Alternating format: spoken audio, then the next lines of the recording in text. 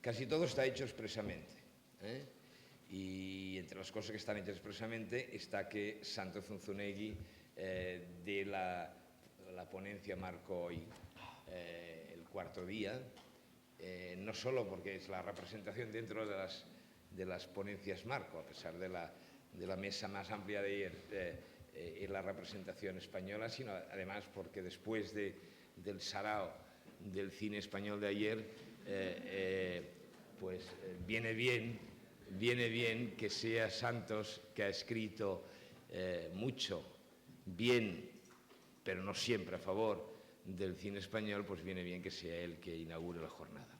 Pero además es que la jornada de hoy, Carlos Heredero tampoco está, pero visto que ayer se tituló la jornada de identidades y entonces fue un lío eso de las identidades, estoy acojonado. No quiero decir que se va a dedicar al documental, porque entonces durante todo el día solo vamos a hablar del documental. Yo te sugiero que prohibamos el uso de dos palabras en este curso. Identidad una y mestizaje otra. Esta bien. Que prohibamos las dos. Multiculturalismo y cantidad de esta.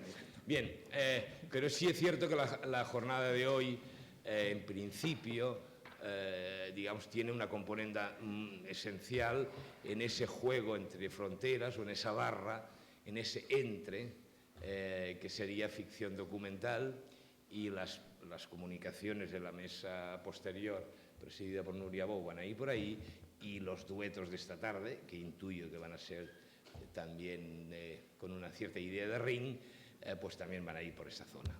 Por tanto, parecía lógico que abriera fuego Santos Zunzunegui, que además de pertenecer al comité científico de este congreso y además de estar involucrado desde un principio en el trabajo de investigación que dio paso a este congreso, en lo del Centro de Investigación Estética y Medios Audiovisuales, el acrónimo CINEMA, lo quiero subrayar, es un buen amigo, es un buen conocedor, insisto, del campo del documental y del cine español. Es un hombre que ha editado muchos libros, la mayoría de los cuales supongo conocéis, Paisajes de la forma, o pensar la imagen, mirar la imagen, Paisajes de la forma, un libro sobre los museos que yo no me acuerdo cómo se llama. Metamorfosis de la mirada, efectivamente, un análisis que es de obligado cumplimiento en todas las universidades, gracias a lo cual te habrás forrado, que se llama La mirada cercana. La mirada cercana está en los anaqueles de las bibliografías de todas las universidades, fotocopiado. A tenor de lo que recibo de la editorial, fotocopiado. Y aparte de los citados, dos espléndidas, digo que son dos porque una hace ya un par de años, pero la otra está calentita, dos esplendidísimas monografías dentro de la colección Cátedra. Además codirigió con Genaro también esa historia general del cine de no sé cuántos volúmenes. No sé cuántos volúmenes de Cátedra, que también están todos en todas las bibliotecas de la universidad. Digo dos monografías espléndidas, una sobre Bresson, de paso obligado, aunque los franceses no crean eso, pero bueno, los franceses son muy suyos, pero... Entonces no leen castellano. Por eso, pero es un espléndido estudio sobre Bresson, y acaba de salir, digo, está calentito, un insólito porque a estas alturas del siglo XXI, que no existiera dentro de las monografías de Cátedra ningún estudio sobre Orson Welles, no deja de ser insólito, pues ya existe, acaba de salir y escrito por Santos. En fin, con todo este bagaje, pues, y su interés muy particular en torno al documental, o en torno a esa frontera extraña entre el documental, la ficción, la escritura íntima, el diario, etcétera, pues ha preparado una conferencia, una ponencia, y os dejo con él y luego seguimos. Venga. Gracias, Domènec. Gracias. Y gracias también a todos por la asistencia a estas horas de la madrugada. Bueno, si a ustedes no les importaría que yo me levantara, y es que estar aquí en esta mesa a esta distancia realmente me... Sí me van a oír. Yo creo que podemos... Podemos probar si me van a oír o no me van a oír. No, digo, no, siempre queda menos formal. Debo advertirles una cosa, si no que alguien me lo dice, que lo vuelvo a mi sitio y utilizo el micrófono. Debo advertirles una cosa, mi charla no se llama con el título... La actuación sería ponerte un micro aquí abajo con unas piezas. Dejémoslo, no pasa nada, no. Vuelvo al... No. Mira. No, que no. No, pero eso no. Pero el micro es sana. No se preocupe, no pasa nada, no. Retornemos al modelo original y no nos salgamos de... No. Quería decirles simplemente, advertirles un poco, antes de comenzar la charla propiamente dicha, de qué voy a hablar y en qué fases, por así decirlo. Porque la charla responde, pero solo parcialmente, al macrotítulo con el que figura en el programa. Bien, es verdad que yo llamé en su momento para dar otro título, pero supongo que las razones de organización complejas han hecho que el título no haya sido cambiado. Mi título era más cinefílico, más breve, pero apuntaba también al corazón de la charla. Se llamaba No reconciliados. No reconciliados, no sé, supongo muchos de ustedes sí saben, es una célebre película de uno de los cineastas o de la pareja de cineastas de uno de los que me ocuparé al final de la charla, que es esa insólita pareja de cineastas extraterritoriales y apátridos. En este momento en que se habla de Europa, los Straub, Jean-Marie Straub y Daniel Huillet, son cineastas franceses que ruedan en Alemania, en Italia, que peregrinan de un país a otro para encontrar el lugar donde pueden producir sus películas y que se sitúan en un terreno muy interesante, que es precisamente un terreno que no es ni el de la identidad ni el del mestizaje, es el terreno de la extraterritorialidad. Territorio todavía más interesante, yo diría, que esos dos territorios convencionales. Entonces, esa no reconciliación es que abre una fractura en el interior de la cinematografía. Me parece que era una buena metáfora para abordar el caso de algunos cineastas, de algunas películas que se sitúan en los márgenes del territorio de la convención cinematográfica, del cine de todos los días, incluida en buena medida el cine de arte de todos los días, porque también hay, junto al cine de consumo de todos los días, un cine de arte de todos los días relativamente asumido por unas élites intelectuales que todavía dejan en el margen al cine auténticamente radical, al cine realmente donde se juega eso que luego llamaré la excepción artística. Dicho esto, la charla tiene dos partes, por así decirlo. Una primera parte de presentación de o recordatorio de algunas nociones teóricas de lo que para mí sería o daría lugar a un cine en torno al cual pudiéramos reconocernos y reconciliarnos con una serie de cosas que luego comentaré, y luego ilustrar esto con dos ejemplos que luego comentaré. Dicho esto, No reconciliados, otro título posible, también tomado de los mismos cineastas, de los Straub, Los ojos no quieren cerrarse, un recordatorio al título de una de sus más memorables películas. Lo primero que quisiera decir es que pensar el cine de nuestros días es pensar acerca de las relaciones de lo que llamaré un arte posible, insisto en la palabra clave, es posible, un arte de la imagen y el sonido, y una industria cierta, la industria del audiovisual. El arte del cine es posible, la industria del audiovisual es cierta, existe y domina las pantallas. Hemos oído y leído tantas veces que el cine es un arte industrial que es difícil no sospechar que esta fórmula oculta más verdades, yo creo, que la que muestra. Creo que sería mejor que dijéramos que el cine es una industria que a veces, y por azar, produce resultados artísticos. Invirtamos, por tanto, la fórmula si queremos situarnos en un terreno realmente realista en torno a lo que pasa en el mundo del cine. Desde que desapareció el Hollywood de la época dorada, las posiciones del sustantivo y el adjetivo arte e industria se han modificado de manera radical y han cambiado la posición. Lo que era adjetivo ha pasado a ser sustantivo, lo que era sustantivo ha pasado a ser adjetivo. Hasta el punto de que la grandeza y decadencia del arte del cine es, hoy más que nunca, la grandeza y decadencia del comercio del cine, por decirlo con la fórmula de Godard. Hacer una película, ya lo saben ustedes, es producir un objeto que se inserta en el contexto de una serie de productos con los que les une formar parte de una estrategia económica común.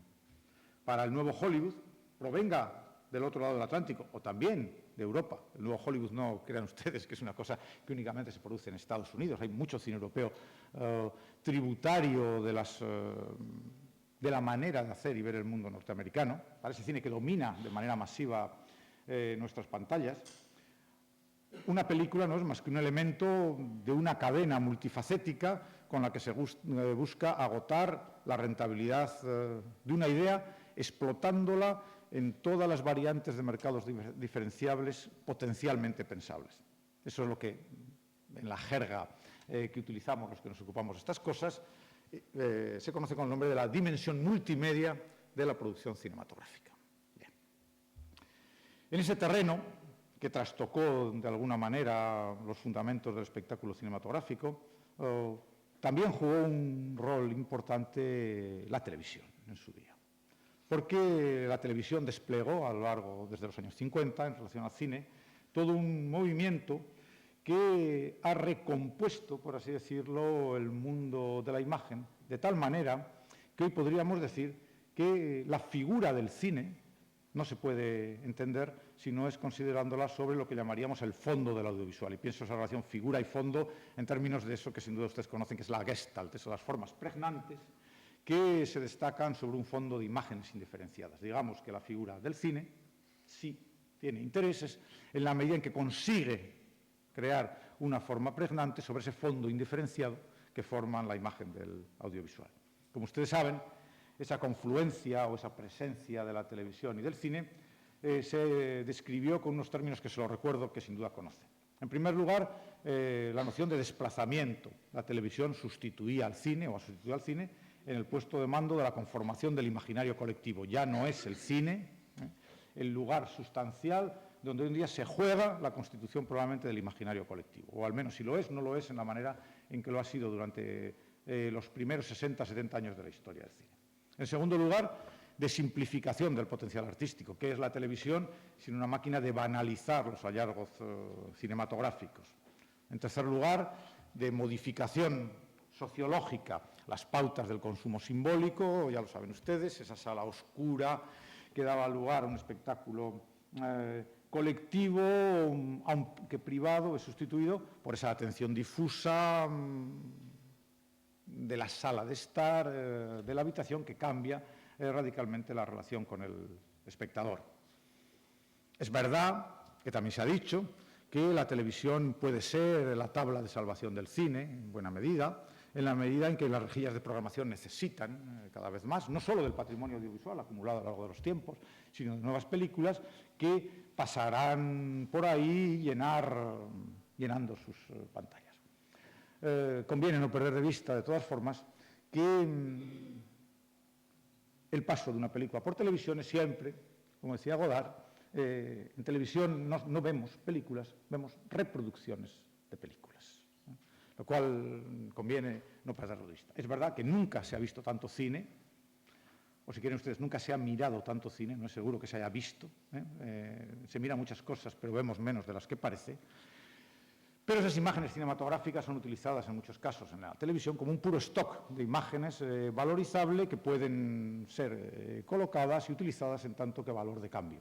El valor de uso del cine como terreno de una experiencia artística, estética, palabras que quizás no estén de moda, ha dejado paso a lo que llamaríamos el mero valor de cambio, donde una imagen es automáticamente sustituible por cualquier otra y donde una imagen vale lo mismo que otra, una película lo mismo que otra, y un programa, con tal de que ocupe un lugar de la rejilla, no merece más consideración que esa. Pero hay más, porque los recientes desarrollos de la televisión, y esto también lo saben, la han empujado en la dirección de hacer de las cámaras de televisión las cámaras de vigilancia de nuestro tiempo. El sino, o el signo, como quieran ustedes, de los tiempos, no es otro que la creciente penetración de la televisión en la vida cotidiana bajo la apariencia de eso que se llama la telerrealidad. Y la telerrealidad le propone al cinematógrafo, y utilizo la expresión primigenia de Lumière, al cinematógrafo con plena conciencia, un desafío radical. Un desafío radical en la medida en que se hace cada vez más difícil mantener el acoso a lo real en un mundo que tiende a convertirse por momentos en un plato gigante, donde todo está a la vista, donde todo es filmable, donde cualquier historia, por banal que sea, merece ser contada, donde cualquier cosa que suceda puede convertirse en un espectáculo que merezca ser contemplado. ¿Cómo hacerse un hueco en este terreno en donde lo real es declinado en todas sus formas permanentemente?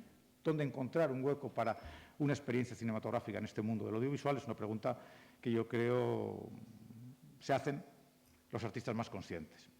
Como repite Godard, la televisión se identifica con la cultura en la medida, y le cito literalmente, que es capaz de proporcionar, dice Godard, toneladas de materiales destinados a alimentar el estómago y los ojos. Materiales que se sitúan del lado de eso que se llama la comunicación, entendiendo como tal la comunicación, la transmisión y la propagación de una información, es decir, de una serie de consignas. La información es cada vez más una acumulación de consignas de uso. Al lado de este mundo, de la comunicación que transmite consignas, se yergue lo que llamaríamos la figura solitaria de ese cine que no es un mero apéndice del audiovisual, que se concibe como un arte y que no quiere seguir, sino preceder a lo que sucede en el mundo del audiovisual. A la fábrica de olvido en que consiste el audiovisual le responde la fábrica de recuerdos del futuro en que consiste el cine. A la regla le corresponde una excepción. Y ya que vivimos en tiempos de eslóganes, propongamos uno. La interpelación que el cine que cuenta hace a sus contemporáneos puede resumirse en 3 palabras en las que se condensa lo que a partir de ahora denominaré la excepción artística. Abre los ojos. ¿Qué forma o qué aspectos adopta esta excepción artística? Que, atención, no debe confundirse con la excepción cultural.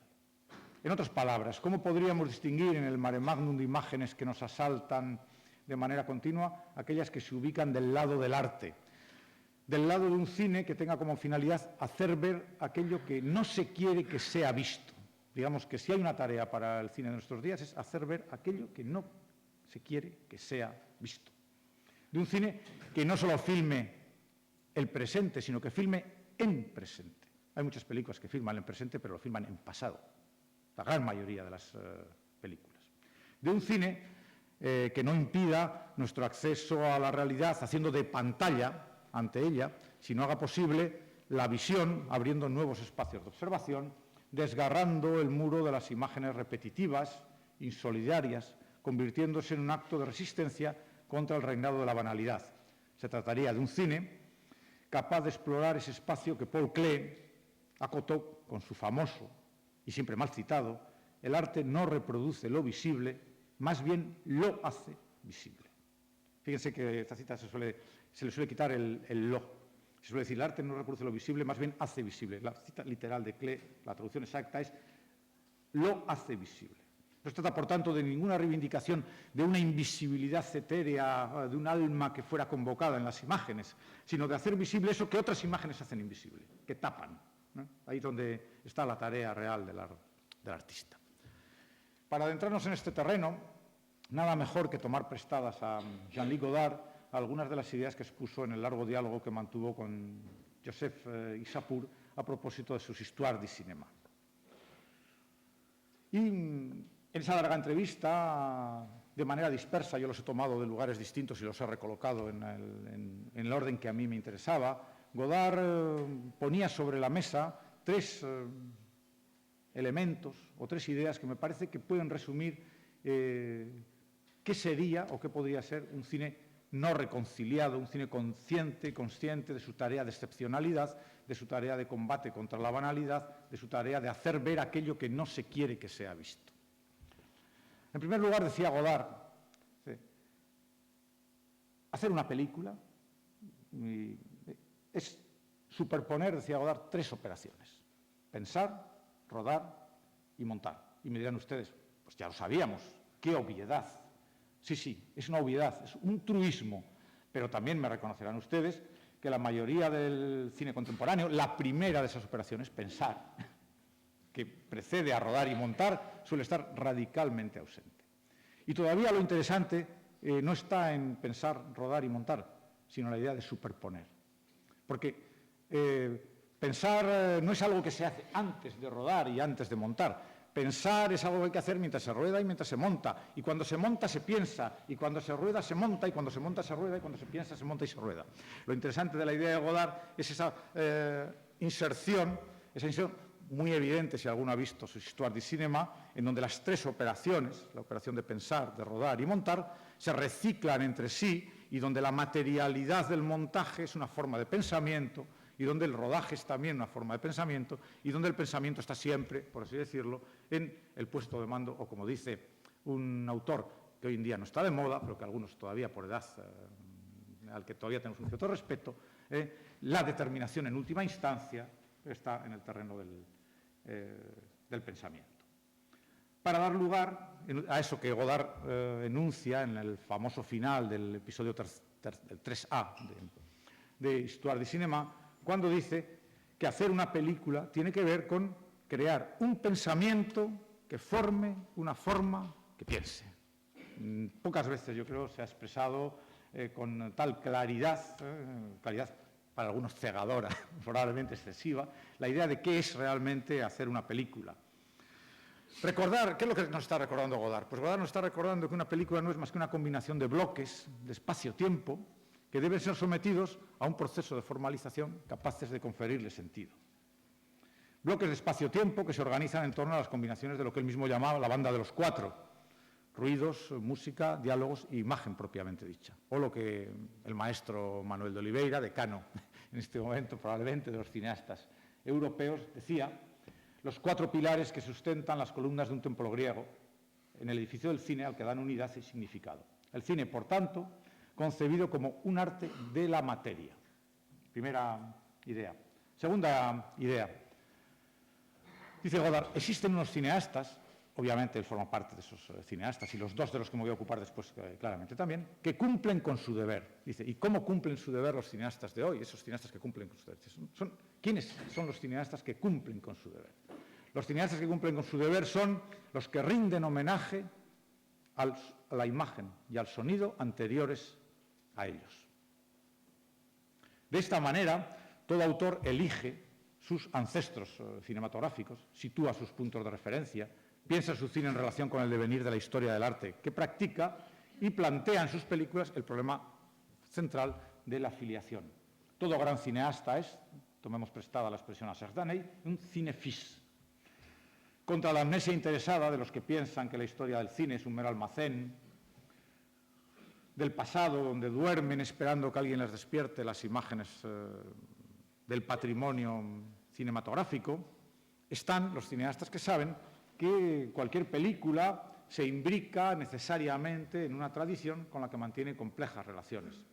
Toda nueva película es un palimpsesto en el que conviven en relación inestable pasado y presente. A un cine poblado de muertos vivientes. Supongo que ustedes ya han percibido la cantidad de películas actuales que tienen como protagonistas a zombies o a eso que llaman los franceses revenants, personajes que vuelven después de la muerte. Y probablemente hay una buena razón para que eso sea así.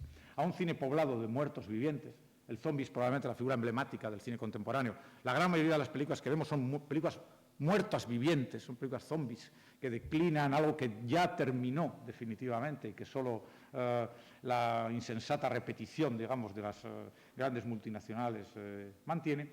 Cabe ponerle un arte cinematográfico para el que la modernidad es hablar al mismo tiempo de ruptura y de restauración, donde restauración no significa únicamente volver al pasado de manera mecánica, repetir de manera hueca la tradición, sino reescribir auténticamente aquello a lo que uno está haciendo referencia.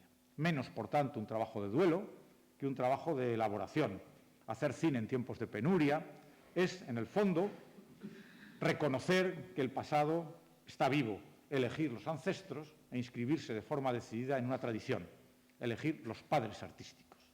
Elección que, además, en los cineastas más conscientes, desborda con mucho los límites del cinematógrafo. Todos los grandes cineastas, cuando eligen sus ancestros, no miran únicamente al interior del escueto territorio de los 100 años de historia del cine, sino que miran bastante más allá a lo que llamaríamos una operación transestética que busca en pintores, escritores, músicos, etcétera, esa relación transestética. Tercer elemento, o tercera idea de Godard, que nos lleva directamente al meollo de este cine fronterizo, como del entre, que dice Domenech. Godard recuerda que hay un tipo de cineastas que, abro la cita, creen en la igualdad y fraternidad entre la ficción y lo real. En este sentido, se puede recordar que se viene hablando de un cine que cultiva ese territorio de fronteras difusas, sobre el que crece lo que Claude Lanzmann, el autor de Shoah, ha denominado las ficciones de lo real. Con esta expresión, lo que Lanzmann busca caracterizar es un cine que se ubica a mitad de camino entre el documento y la ficción, o con un poco más, o dicho, si quieren ustedes, con un poco más de precisión, un cine en que la ficción se edifica sobre bases tomadas directamente de lo real, en el que lo que está en juego es poner en crisis las fronteras que se establecieron cuando el cinematógrafo pareció disociar su vía entre la que llamaríamos la vía Lumière y lo que llamaríamos la vía Lumière. Cine en el que la arqueología se convierte en ecografía, si ustedes quieren, que busca horadar lo real para, yendo más allá de las apariencias, revelar el sentido profundo de ese real. Por eso conviene recordar que el cine es un arte del presente y que los remordimientos del cine, decía Daney, carecen de interés.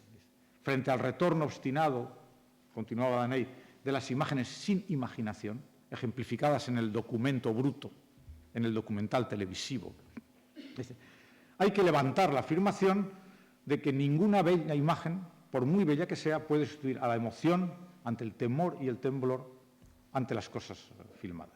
Solo de esta manera, luchando contra esas imágenes idealistas que permiten todas las identificaciones consonantes, el cineasta puede alcanzar la verdadera ficción de lo real. Claude Lanzmann, confrontado en Shoah a dar cuerpo cinematográfico a aquello que carecía de imagen, lo expresó con claridad. Cita de Claude Lanzmann. Lo real es opaco. Es la configuración verdadera de lo imposible. ¿Qué significa filmar la realidad? Hacer imágenes a partir de lo real es hacer agujeros en la realidad. Encuadrar una escena es excavar. El problema de la imagen es que hay que hacer agujeros a partir de lo lleno. En el fondo, se trata, por tanto, de impugnar de manera frontal la famosa distinción de André Bazin cuando decía hay cineastas que creen en la imagen, hay cineastas que creen en la realidad. Se trataría de partir de una reflexión brechtiana cuando Brecht decía que para conseguir producir una imagen de las fábricas Krupp era necesario construir un objeto estético que diese cuenta de las fábricas Krupp. Para poder poner en escena, dice, la única imagen capaz de dar cuenta de las fábricas Krupp sería una imagen que a la vez diera cuenta de la escena o de la situación de la que la imagen se ocupa y de las coordenadas materiales que hacen posible la construcción de esa imagen, el viejo discurso. Siguiendo en esto una lección que viene al menos desde Cézanne, cuando decía Cézanne que las imágenes deben siempre apuntar hacia algo distintas de las que ellas mismos son. Como dice también el maestro Oliveira, las imágenes sobre la pantalla son un sortilegio de la cámara y no son más que fantasmas de una realidad que esconde otros fantasmas que los acompañan en la vida real. Incluso si las imágenes se muestran muy realistas, no son sino apariencias y en tanto que tales no son sino cine. Y tomadas en la ficción o directamente en la vida real son ya inmateriales, son todavía y siempre fantasmas de algo que ya no está o que nunca ha sido. Estos tres mandamientos, si ustedes quieren, se resumen en uno: producir un cine que no le haga ascos a la realidad, sin que esto suponga que permanezca prisionero de la mera imitación de esa realidad. Un arte que apunte hacia lo real sin abismarse en su reproducción especular, sin enredarse en las redes de la mímesis. Un cine que lleve en sí mismo todo el peso del mundo, transponiéndolo en un objeto artístico dotado de la capacidad de hacer ver. Esas son las dos palabras claves. El cine que cuenta es el cine que hace ver. Es una coincidencia que buena parte del cine más vivo de hoy se edifique sobre lo que llamaré también el poder de la palabra. Esa palabra que no cede ante la imagen, sino que se mide con ella, que da cuerpo sustancial a buena parte del cine moderno, desembocando en una imagen materialista, en la que pesan los cuerpos y el espacio que ocupan, pero también los acentos y las formas del habla particular, que se opone de manera frontal a esa imagen que antes he llamado idealista y que coloniza nuestras pantallas, en las que un cuerpo vale lo mismo que otro, un acento puede sustituir a otro sin que nada cambie. Un cine que conceda un rol esencial a la palabra, que subraye eso que Roland Barthes llamaba el grano de la voz, dando lugar al mismo tiempo que a encuadres visuales, a encuadres sonoros. Como recordaba Serge Daney, decía, el cine, se obstinan ustedes en pensar, es imágenes y sonidos. Y si fuera lo contrario, y si fuera sonidos e imágenes, sonidos que permiten imaginar lo que se ve y ver lo que se imagina.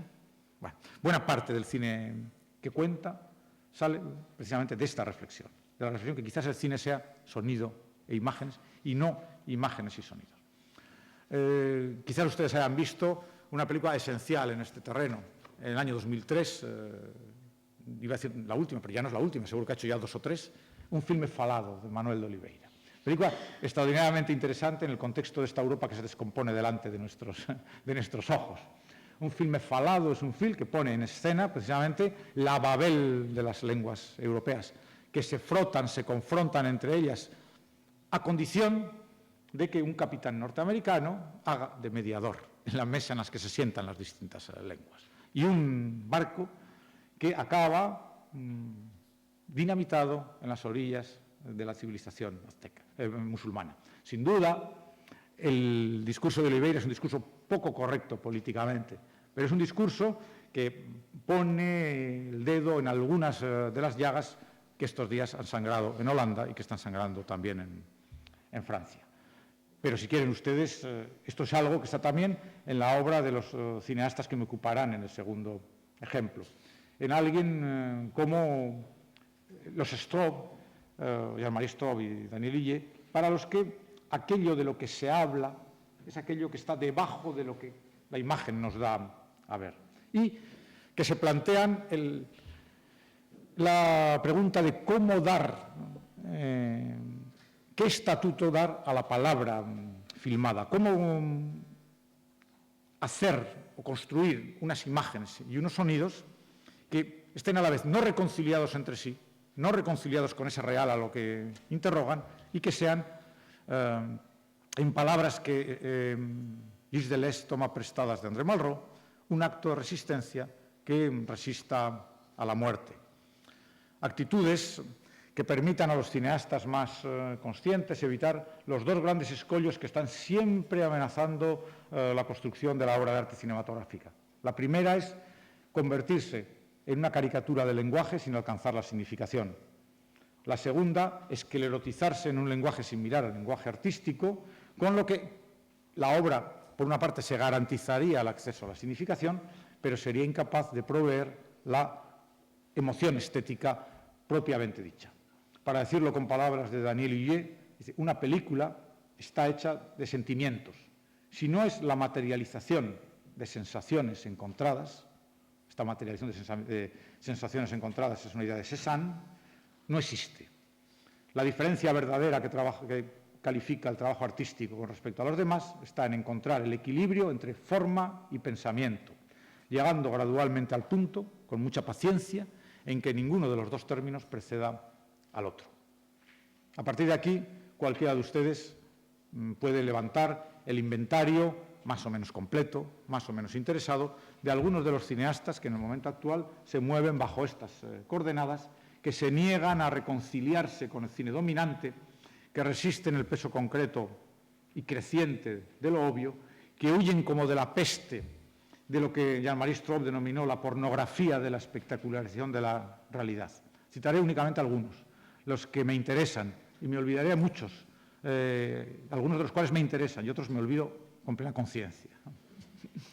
Desde un Chris Marker o un Jean-Luc Godard, para los que las nuevas tecnologías pueden ser vistas, los mismos como espacio para el optimismo, el caso de Marker, o que como tumba para el ojo. Las nuevas tecnologías en Godard son fundamentalmente la posibilidad de levantar el más grande monumento funerario, eso es una histoire de cinema, a un cine que ya es impracticable en los términos en los que el propio cineasta lo ha conocido. Por tanto, construcción de la lápida funeraria del cine que hemos vivido y que ya es imposible. O cineastas también de los márgenes, como Kaurismäki, que, permítanme que les proponga la fórmula provocadora, en lugar de documentar los avatares de la clase obrera, prefiere levantarle un monumento a esa clase obrera que resista. Las películas de Kaurismäki son menos un documento que un monumento a esa resistencia. O, entre nosotros, un Víctor Erice, empeñado en reinventar el cinematógrafo, intentando suturar con paciencia franciscana esa escisión entre el documento y la ficción, tan patente en El sol del membrillo.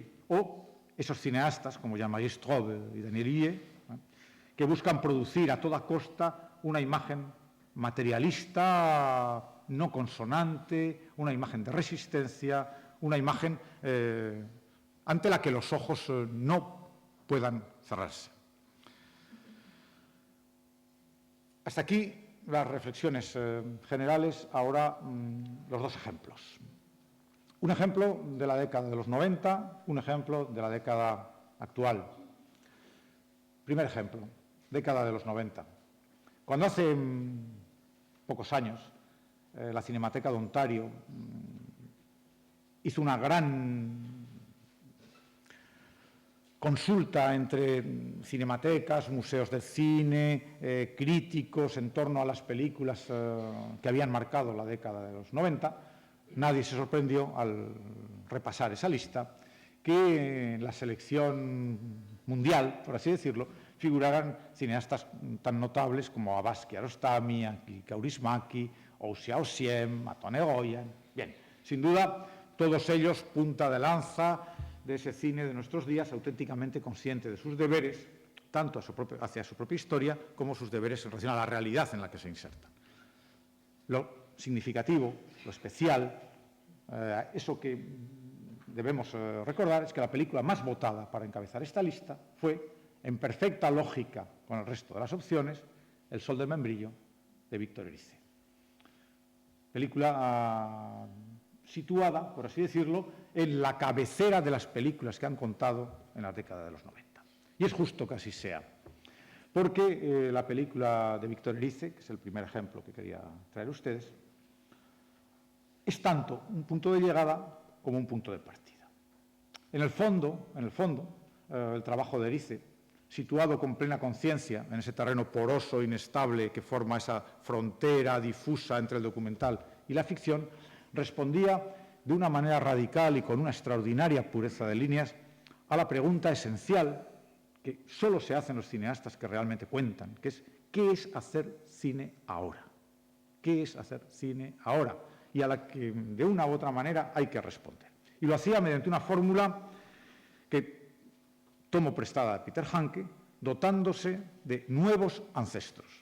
No hace falta insistir, todos ustedes conocen, lo que denominaré la filiación Méliès del arte de Víctor Erice, manifestada repetidas veces en esa figura esencial de su cine, que es el fundido encadenado y que le permite explorar los problemas vinculados con el fluir del tiempo. Recuerden ustedes dos memorables, por citar solo dos casos, especialmente dos películas que no son El sol del membrillo, el extraordinario encadenado que envejece a Estrella en el sur, o ese otro, no menos soberbio, que nos lleva desde el rostro de Ana hasta el tren que trae al fugitivo en El espíritu de la colmena, articulando perfectamente los dos niveles en los que la película se sitúa. La novedad del sol del membrillo viene de que ese efecto Méliès, que ya conocíamos, se combina, por así decirlo, con lo que llamaré el efecto Lumière. Y de esa síntesis entre ese efecto Méliès y el efecto Lumière proviene la extraordinaria y radical novedad de la película. Porque me parece que Víctor Erice propone en esta película una prodigiosa síntesis entre Lumière, el documental, la observación, la fascinación primigenia por el fluir del tiempo, y Méliès, el escamoteo, la magia, el juego de manos. Síntesis destinada a replantear las bases creativas del cinematógrafo en un momento de brutal incertidumbre sobre su futuro. Porque en el fondo, esta película nos invita a descubrir de nuevo, de la mano del cineasta, el valor de ese gesto iniciático que consiste en colocar la cámara en un lugar, fijar sobre el celuloide una acción que se contempla humildemente. Cézanne decía, tenemos que comprometernos con lo real, el pintor tiene que comprometerse con lo real, bueno, el cineasta también. Asistimos en esa película al nacimiento de las condiciones mismas que hacen del cine un arte de lo real, a sabiendas, y esto no hay que perderlo nunca de vista, que como dice Antonio López en El sueño que cierra la película, desde el lugar donde yo observo la escena no puedo saber si los demás pueden ver lo que yo veo. Esa conciencia perfectamente de la dificultad de aunar la certeza de la propia visión y la de los espectadores, la del cineasta y la del pintor, es precisamente algo que hace fascinante la modulación y la manera en que la película dialoga con nosotros, de la misma manera que el cine de Erice dialoga con la pintura de Antonio López. Porque cómo resolver la tensión entre la conciencia, manifestada entre otros por Godard, de que el cine es un arte que ha envejecido muy rápidamente, quemando etapas, y la necesidad de seguir rodando películas. Si recuerdan ustedes la película, la respuesta pictórica de Antonio López era volviendo al Apolíneo, Grecia como horizonte mítico, retornemos a las fuentes primigenias del arte griego. La respuesta del cineasta es parecida, remontémonos hacia las fuentes del cine, hacia la síntesis Lumière-Méliès. De esta forma se persigue devolver al cine a una especie de edad de oro mítica, y subrayo lo de mítica, solo existente antes de que se llevara a cabo la escisión fundamental que separaba a los dos territorios, apadrinados por Lumière y Méliès, el documento y la ficción, tal y como durante mucho tiempo lo han recogido las historias del cine. Sin duda, la respuesta concreta de Erice solo es posible con una condición, mediante la convocación al espectador a un complejo trabajo de olvido, de suspensión de la memoria cinefílica, de invitación a retornar a las fuentes originales. Cuando vemos moverse en esta película las hojas del membrillero, volvemos a ver moverse las hojas de los árboles, como sucede en esa famosa anécdota apócrifa. Todas las grandes anécdotas míticas son apócrifas por definición, en las cuales Méliès, se cuenta, asistente en el Gran Café a la primera proyección de Lumière, cuando salen y le preguntan un amigo, dice, ¿qué es lo que más te ha impresionado? Dice, pues que había una imagen de un bebé desayunando y al detrás había un árbol y las hojas se movían. Bueno, eso es lo que alguien como Robert Bresson expresó de manera magistral en uno de los más bellos aforismos de sus notas sobre el cinematógrafo. La tarea del cineasta es traducir el viento invisible mediante el agua que esculpe a su paso. Traducir el viento invisible mediante el agua que esculpe a su paso. De esta forma, se nos invita a mirar como si fuera la primera vez, pero con la plena conciencia de que no es la primera vez, porque nunca hubo realmente primera vez. Película, por tanto, que tiene muy claro que toda película es un momento del cine y en el cual se proponen dos acuerdos míticos también. El acuerdo entre cine y pintura, a través del maridaje entre el tiempo concreto de la filmación y el tiempo abstracto, ¿no?, del montaje. Digamos que una película como El sol del membrillo es una de las películas que más claramente han puesto en escena la dimensión mítica del arte del cinematógrafo. Por eso, la película de Erice se erige como una piedra miliar en un mundo que afirma el respeto a la irreductible unicidad del acontecimiento, en un mundo en el que reinan, desgraciadamente, esas ficciones o esas narraciones que desmigajan la realidad mientras se abren a las variantes infinitas del mentir verdadero. Primer ejemplo. Segundo ejemplo. Yo me las prometía muy felices con este segundo ejemplo, porque quisiera referirme a una película que ustedes han podido ver antes de ayer. Me dicen que no fue prácticamente nadie a verla, lo cual probablemente dificulta las referencias que voy a hacer ellas. Pero quiero advertirles que se han perdido ustedes la que quizás sea la película de la década. La película de la década. Me estoy refiriendo a Una visita al Louvre de Jean-Marie Straub y Daniel Hillier, que también se mueve, como la película de Victor Erice, pero de otra manera distinta, en ese terreno extraordinariamente fronterizo que hemos llamado antes, haciendo nuestra la denominación de Claude Lanzmann, las ficciones de lo real. ¿Qué es Una visita al Louvre? No se confundan, nada que ver con el Arca rusa de Sokurov. Una visita al Louvre no es más que un recorrido por alguno de los cuadros que cuelgan en ese museo francés, acompañada de una muy precisa selección de las palabras de Paul Cézanne, del pintor, tal y como fueron recogidas, o mejor dicho, recordadas, o mejor todavía inventadas, más de 10 años después, por Joaquín Gasquet, joven poeta y discípulo de Cézanne. Gasquet y Cézanne, a finales del 19, visitaron juntos 3 veces el Museo del Louvre. 10 años después de esas 3 visitas, Gasquet recogió y editó lo que Cézanne le había dicho delante de los cuadros del Louvre. La materia prima que Jean-Marie Straub y Daniel Hillier utilizan es ese texto, repito, en el que probablemente las palabras de Cézanne sean inventadas. Nada cambia. Estamos nuevamente también en el terreno del mito. La película dura 48 minutos, o mejor dicho, 48 por 2, porque se exhibe en 2 versiones prácticamente idénticas con alguna muy pequeña variación. Haré referencia únicamente a media película, por tanto, a los primeros 48 minutos, simplemente para no complicar las cosas. Y está formada por apenas 31 planos, enmarcados por unos títulos de crédito que se recortan sobre fondo neutro. 31 planos que les describo un poco la película, es importantísimo porque estamos ante un materialista en el que todo está en la imagen y, por tanto, si no hay una descripción, si no hay lo que debería haber, un visionado de la película, nada de lo que digamos tiene ningún valor. 31 planos distribuidos de una manera muy particular. 18 de ellos son planos que nos muestran 14 cuadros completos del Louvre, con su marco incluido, y una parte de la pared del museo donde están colgados. De 2 de ellos, de las bodas de Canaán de Veronés y del paraíso de Tintoretto, se nos ofrecerán 2 y 1 detalle respectivamente. En el primer caso, a través de una secuencia, conjunto, detalle, conjunto, detalle, conjunto.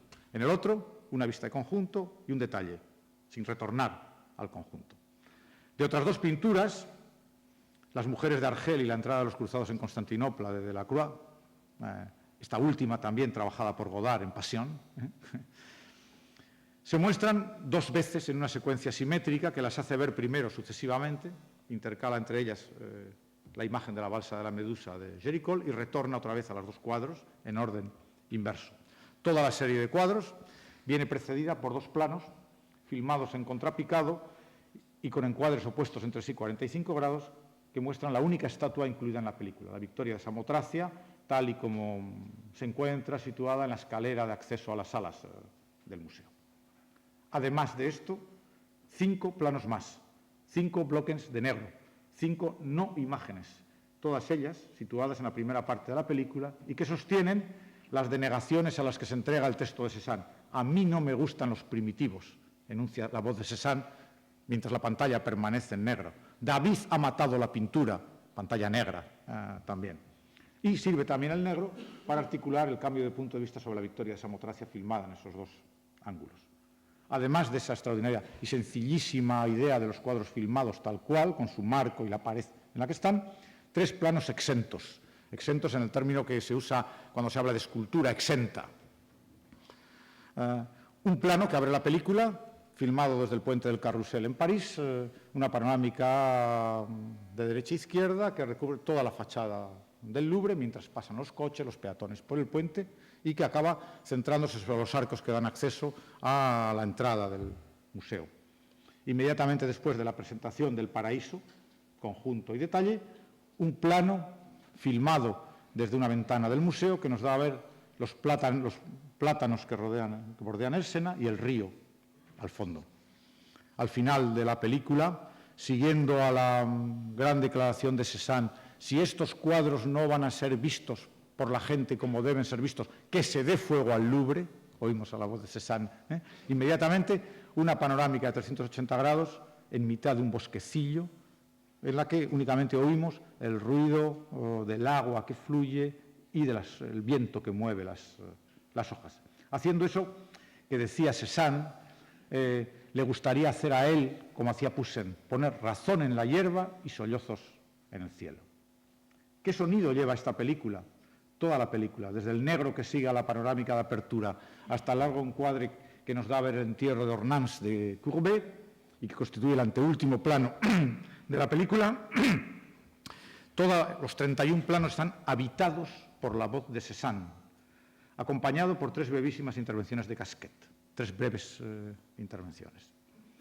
En cuanto a la elección de la voz del pintor, esta recae en una voz femenina, una actriz, Julie Coltaï, prolongando la mutación sexual que ya se llevó a cabo en Cézanne, otra película anterior de los Straub, cuando la voz de Paul Cézanne fue asumida por Daniel Hillier. Es una voz a la vez desencarnada, nunca hay ningún cuerpo que encarne en la película esta voz, pero extremadamente corpórea, y es uno de los elementos decisivos de la película. Una voz distanciadora, en la medida en que el Cézanne fílmico ve transmutada su masculinidad del personaje real en la voz femenina que se hace cargo de sus textos, y profundamente terrenal a la vez, y a la que un uso prodigioso del Dolby mono, en este caso, no estéreo, Dolby mono, le confiere un grano singular, la dota de una capacidad de fricción, la hace resonar, construyendo auténticos encuadres sonoros que reverberan en el interior de los encuadres cinematográficos y en el exterior de los encuadres de los cuadros que estamos filmando en el interior de esos cuadros. Cuadros golpeados por la voz, iluminados por la voz, frotados con la voz. Voz que enuncia un texto recitado, cincelado, esculpido, un texto que no respeta la sintaxis, sino que se construye sobre la dimensión física de la respiración de la actriz y que devuelve a los oídos del espectador contemporáneo la sensación de estar viendo, por fin, ya era hora, un film sonoro y no meramente una película con sonido.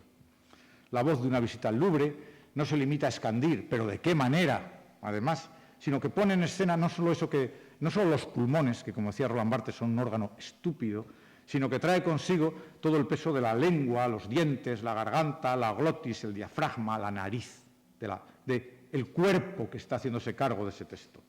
La palabra, esta película, prolonga y actualiza la vieja obsesión de los Straub, para los que el texto hablado, cita literal, las palabras no son más importantes que los ritmos y los tempos, muy diferentes de los actores y sus acentos, no más importantes que el ruido, el aire, el sol y el viento, no más importantes que las voces particulares atrapadas en el instante en que luchan contra los elementos, no más importantes, en fin, que el esfuerzo, el trabajo que hacen los actores y el riesgo que corren. Doble y significativa excepción a este uso de la voice over, el plano del Sena, en el que durante la primera parte de su duración la voz retiene y suspende su fluir primero, y el plano final, en el que la banda sonora corresponde a los ruidos del bosque en el que se filma después. Palabras que se acuerdan naturalmente con la imagen para formar puras imágenes óptico-sonoras, bloques yuxtapuestos de espacio-tiempo, experiencias físicas singulares que hacen buena la idea de que cualquier película es, antes que nada, un documento irrefutable de su propio rodaje. El respeto a la integridad física de los cuadros filmados en el lugar preciso que ocupan en el museo, con exquisita atención a la temperatura de color para reproducir su cromatismo con la mayor fidelidad, eligiendo centrar el objetivo en el plano de los mismos, filmando a 6 imágenes por segundo para compensar las deficiencias de iluminación, no tiene que ver únicamente con un respeto maniático por la realidad, sino con la búsqueda incansable de lo que Straub denominó tan tempranamente como en 1966, todavía solo autor de un mediometraje en ese momento, llamó él el plano bioscópico. ¿Y qué es esto del plano bioscópico? Pues el plano bioscópico es, dice Jean-Marie Straub, un bloque de puro presente condensado, concebido como un dispositivo óptico geométrico sonoro que permite capturar la realidad que se sitúa frente al objetivo y al micrófono. Cine, por tanto, fenomenológico, que iguala, en gesto contundente, las pinturas con los paisajes, el cine con la pintura, maridándolos de forma definitiva y poniendo fin a tanto debate estéril sobre las relaciones entre las dos artes, mediante un gesto en el que uno y otro se miran como en un espejo. Aunque quizás habría que hablar, antes que de espejo, que como San Pablo advirtió, y Bergman y Godard conocen bien, da a ver confusamente, en enigma, oscuramente, de proceso, en el sentido en que Straub y dan esta expresión cuando decían que en otra de sus películas, Operai y Contadini, los personajes, al leer sus textos, se dirigían a una instancia detrás de la cámara ante las que leían sus declaraciones. De la misma manera, en Una visita al Louvre, la presencia de la marcada de las pinturas presentadas, las películas son presentadas en la película, parece servirse de las cualidades reproductoras del cine para atestiguar la radical irreductibilidad de las obras mostradas, la objetualidad esencial de las mismas. Ya en otra película de los Straub, a la afirmación de un personaje, todo es enigma, le respondía la voz de Daniel Ille, diciendo, todo es apariencia. Como puede verse a partir de la descripción de la película, nunca lamentaré que no hayan sido sensibles a poder ver esta película, que, repito, es una de las, yo diría, una de las películas que muestra más claramente qué es esto de un cine no reconciliado que resiste en este terreno fronterizo en este momento. Esta película adopta varios parti pris que conviene evaluar. En primer lugar, tomemos nota de la renuncia radical de la película a plegarse a la ideología museal en boga, que hace de la visita al museo un acto más importante que la contemplación de los cuadros que se albergan en su interior. La ausencia de visita, en el sentido físico del término, los cuadros van sustituyendo en el encuadre unos a otros, sin que el personaje que recorre el museo se corporalice, se encarne nunca en ningún actor, solo la voz. La eliminación de los trayectos que debe realizar el visitante del museo es sustituida por la mera presentación, sin solución de continuidad, de las obras en su integridad y coloca la experiencia estética en el puesto de mando, al tiempo que reclama un retorno a la confrontación directa, no mediada, con unas obras de arte que, ya lo he dicho, son reproducidas con extraordinario respeto por su dimensión sensorial. Estamos a igual distancia de los trabajos de divulgación pictórica de un Luciano Emer, sus películas sobre Carpaccio, sobre Giotto, sobre Piero, en los años 40 del pasado siglo, de los films que indagan los entresijos de la creación pictórica, como los de Resnais o Clouseau, sin ir más lejos, o de aquellos que convierten al museo en un contenedor temporal en el que se despliega una historia en la que se superponen estética y política, o mejor expresado, en un territorio en que la política es declinada en términos estéticos, el arca rusa de Alexander Sokurov. Por lo demás, siguiendo a Cézanne, para el que el museo no es sino una prisión, una cueva en la que yacen sepultados los cuadros y las esculturas, los Straub filman los cuadros como auténticos prisioneros en un museo burgués. De ahí su propuesta de aceptar lo que hoy en día es un cuadro y, en buena lógica, mostrarlo doblemente encuadrado en el interior del marco que le ha sido elegido y que una visita al Louvre no solo no oculta, sino que muestra, y en el interior de un edificio del que se nos dan a ver los muros exteriores y fragmentos de las paredes que sirven de soporte físico a las pinturas.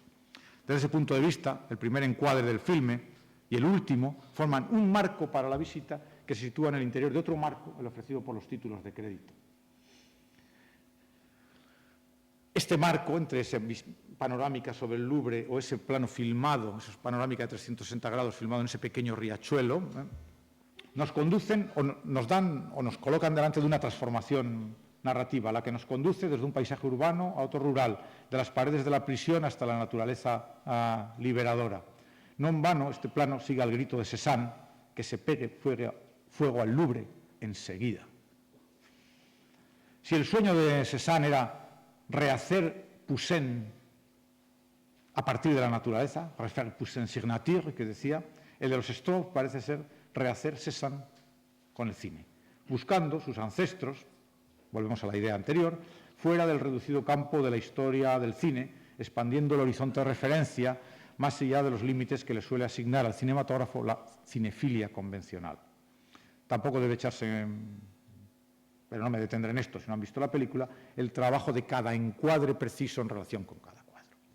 En cualquier caso, nadie debe extrañarse de que estemos ante una obra que, sin sacrificar un ápice de su extrema materialidad, sea como resultado abiertamente metacinematográfica, como ocurre por otra parte con todas las películas de los Stroop. No solo porque las reflexiones de Cézanne, seleccionadas, apunten directamente al corazón de la artesanía y de la práctica transestética. Modelar no, dice Cézanne, modular, hay que modular, repite el texto. Sino sobre todo por la reivindicación de la artesanía que el texto contiene. Hay que ser un buen obrero, ser solo un pintor. Ser solo un pintor, ser solo un cineasta, ambos empeñados en la captura de lo que Cézanne llamaba el heroísmo de lo real. Si Cézanne se entrega a una verdadera reevaluación del color y la forma contra la línea, los Stroop toman postura por la sencillez contra la huera sofisticación de buena parte del cine actual. Cita de Daniel Hillier: pensamos que el nuestro es un cine sencillo. No hay duda que para apreciar mejor nuestro cine hace falta tener intereses. El cine, sobre todo, el arte, la literatura, pero sobre todo tener una idea del mundo. No me parece que haya nada de elitista en esto. El nuestro es el único cine sencillo. Son los otros los que hacen películas retóricas en las que no se sabe de qué se habla. El resultado, un filme que no es un filme, un documental que no es un documental. ¿Más claro? Agua. Jean-Luc Godard dijo, hace muchos años, escribiendo a propósito del western como género cinematográfico, que había 3 clases de western. Westerns de imágenes, westerns de ideas y westerns de imágenes e ideas.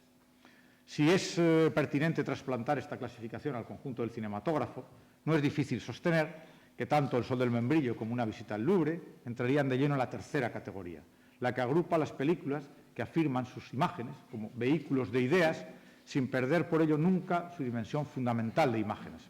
Imágenes abrasivas que se proponen como un colirio radical para el ojo, como piedra pómez para una mirada domesticada por tantas y tantas ocurrencias banales. Palabras que responden, o películas, imágenes que responden de maravilla a la frase de Jean-Marie Straub con la que quiero cerrar esta charla. El cine no puede hacer otra cosa que dar a ver y a oír, pero si las gentes son sordas y ciegas, no hay conciencia posible. Muchas gracias.